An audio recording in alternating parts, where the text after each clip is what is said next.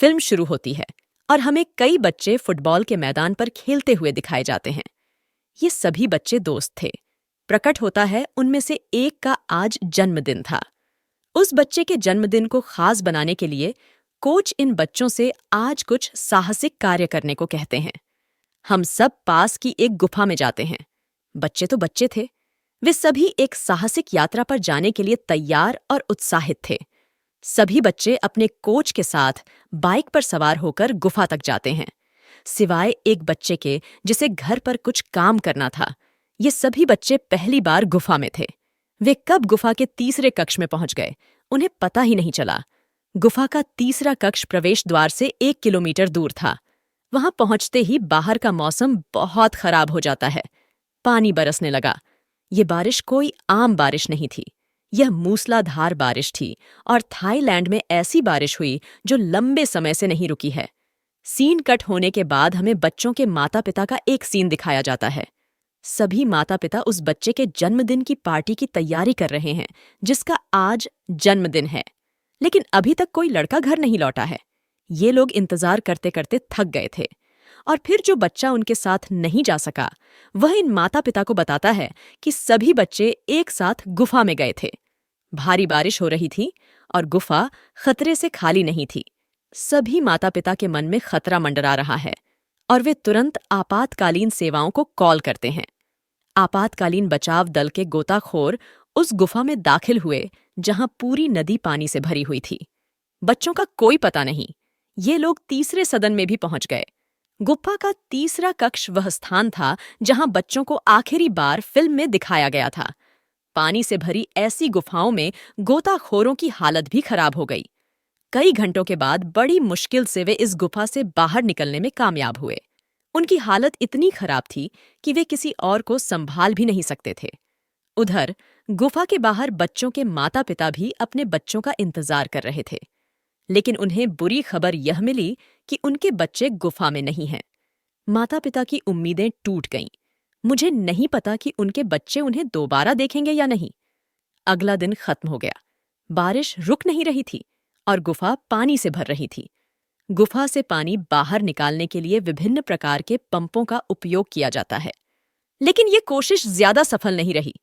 गुफा में 13 बच्चों के फंसे होने की खबर भी वायरल हुई। शहर भर से लोग उनकी मदद के लिए यहाँ आते हैं और यह खबर सुनकर दूसरे शहर से एक लड़का भी यहाँ आता है। यह लड़का गुफाओं और पहाड़ों को बहुत अच्छी तरह जानता था।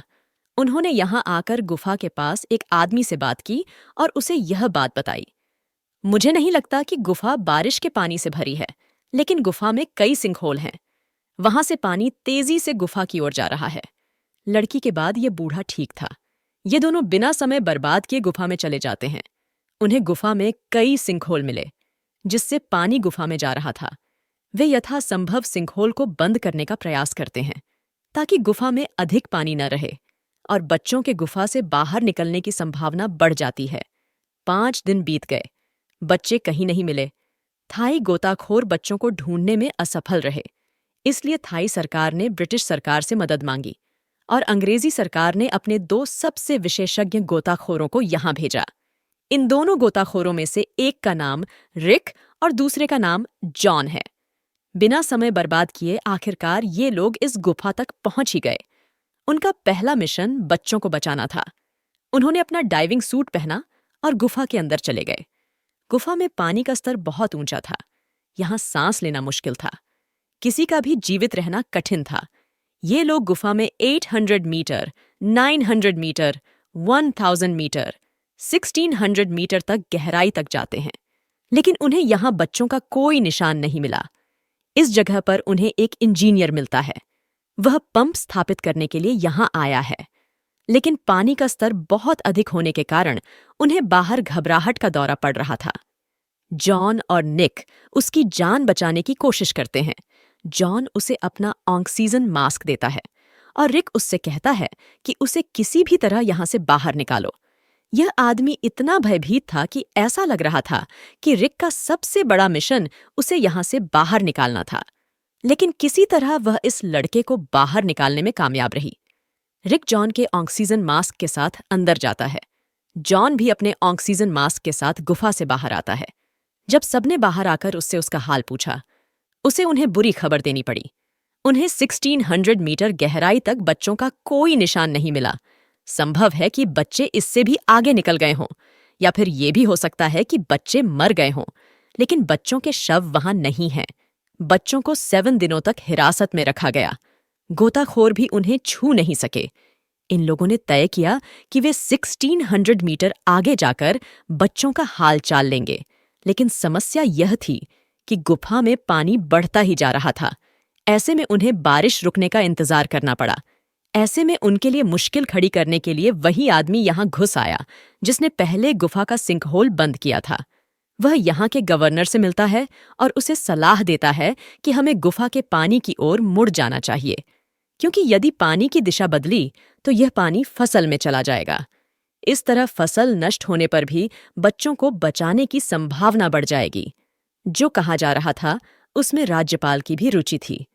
उन्होंने यहाँ सभी किसानों से मुलाकात की और उनसे इस विचार पर चर्चा की। वह जानता था कि यह किसानों के लिए बहुत बड़ा नुकसान होगा, लेकिन बच्चों को बचा लिया जाएगा। किसान स्वार्थी नहीं थे।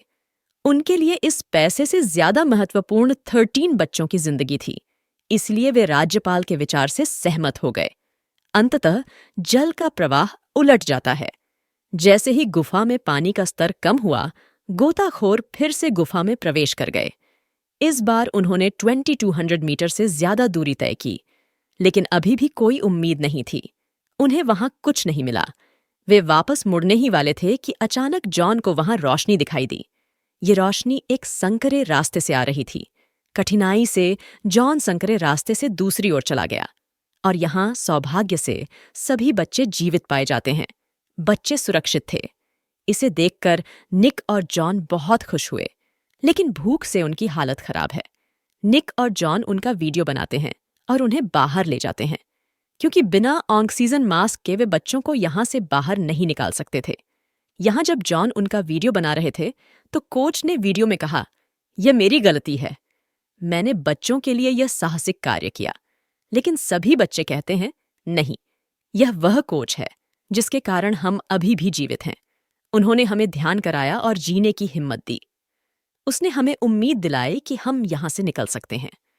वीडियो बनाने के बाद निक और जॉन ने यह बात कही, कुछ ही देर में हमारी दूसरी टीम आप सभी को बचाने के लिए यहाँ आ जाएगी।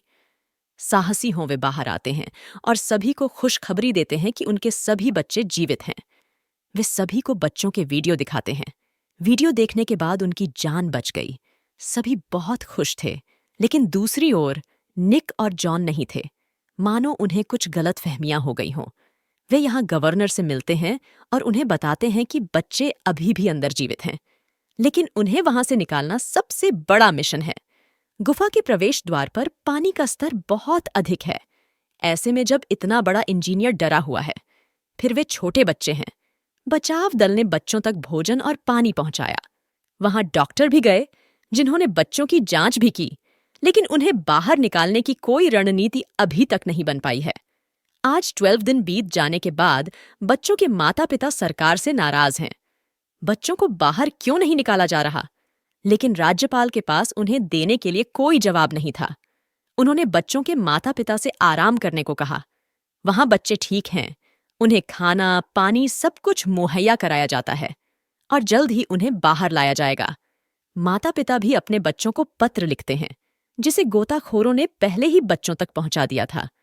कोच ने सोचा कि ये सभी पत्र उनके लिए बुरे होंगे, लेकिन यहाँ सभी अभिभावक कोच को धन्यवाद दे रहे थे कि उन्होंने अपने बच्चों को जीने की हिम्मत दी। दूसरी ओर बच्चों को गुफा से बाहर निकालने के लिए जॉन और रिक ने एक एनेस्थेसियोलॉजिस्ट को बुलाया। उसने योजना बनाई कि ये लोग बच्चों को बेहोश कर देंगे। ऑक्सीजन मास्क लगाएं और इसे बाहर निकालें। लेकिन डॉक्टर को उनकी सलाह बिल्कुल पसंद नहीं आई।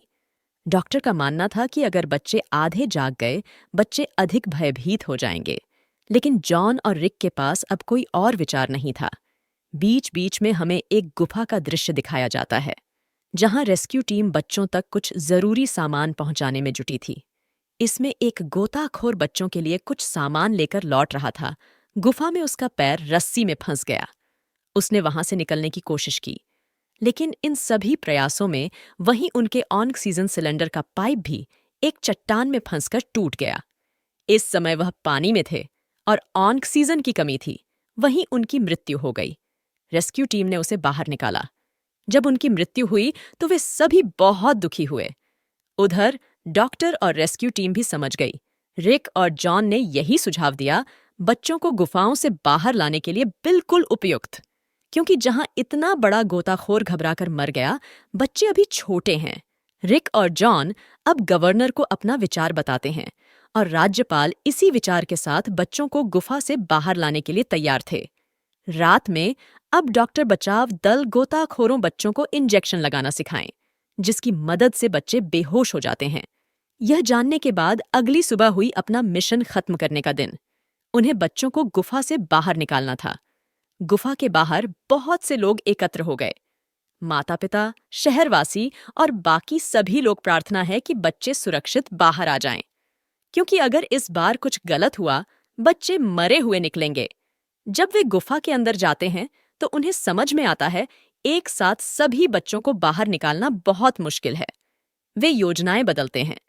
दूसरी बार उन्होंने केवल 4 बच्चों को गुफा से बाहर निकालने के बारे में सोचा। एनेस्थीसिया के इंजेक्शन द्वारा बच्चों के हाथ पैर बंधे हुए हैं, ताकि अगर उनका ज्ञान आड़े आए, वे गड़बड़ नहीं करते।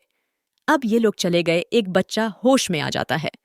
उस बच्चे को उसे एक अतिरिक्त खुराक देनी होगी और फिर सभी बच्चों को एक साथ रस्सियों से बांध दें, बाहर लिया। कई घंटों की मेहनत के बाद आखिरकार 4 बच्चे सुरक्षित बाहर आ गए। जैसे ही उनका मिशन सफल होता है, सभी गोताखोर बहुत खुश थे। उसके साथ माता पिता भी अगले दिन से वह फिर 4 बच्चों को लाना शुरू कर दिया और ये सभी गोताखोर इसमें सफल भी हो जाते हैं। इसके बाद गुफा में सिर्फ 5 लोग बचे थे, 4 बच्चे और 1 कोच। बारिश इतनी तेज होती है कि हर तरफ बारिश होने लगती है और इस प्रकार गुफा का जल स्तर फिर से बढ़ जाता है। लेकिन जैसे जैसे जलस्तर बढ़ता है, उनके मिशन को बंद करना मूर्खतापूर्ण था। समय के साथ पानी बढ़ेगा, इसलिए ये लोग अपनी दिनचर्या के अनुसार ही अपना काम शुरू करते हैं और बाकी 4 बच्चों को बाहर निकालना है, वे गुफा के अंदर चले जाते हैं। अब बच्चों को रस्सी से बांध दें, एक साथ बाहर लाए जाते हैं। प्रत्येक गोताखोर एक बच्चे के लिए जिम्मेदार था और उसे आसानी से बाहर निकाला जा सकता है। 3 बाल सुरक्षा के बाद बाहर निकलने के बाद चौथा गोताखोर यही गलती कर बैठता है। उसके हाथ से रस्सी टूट गई, जिससे वह स्वयं पानी में तैरने लगता है। लेकिन किसी तरह वह एक पत्थर पकड़ लेता है, स्वयं निर्धारित करता है। उसकी गोद में एक बच्चा भी था, जिसके सहारे वह अपनी जान जोखिम में डाल रहा था। ये गोताखोर और यह बच्चा मर सकते हैं, लेकिन दोनों भाग्यशाली हैं, क्योंकि रिकी की नजर उन पर पड़ गई। वह दूसरे गोताखोर से कहता है, तुम हारने की हिम्मत मत करो, अब एक और गोताखोर मेरे पीछे आ रहा है। जैसे ही मैं इस बच्चे को बाहर छोड़ूंगा, रिक बच्चे को उसके पास छोड़ देता है और उसकी जान बचाने के लिए दूसरे गोताखोर को भेजता है। और अंत में वे ये बच्चे हैं। गोताखोर और कोच बाहर निकलने में सफल रहे।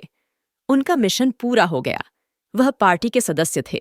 वे अपनी सफलता का जश्न मना रहे थे। उन्होंने 13 लोगों की जान बचाई। सभी बहुत खुश थे और ये कहानियां हर किसी को खुश करने का समय खत्म हो गया है।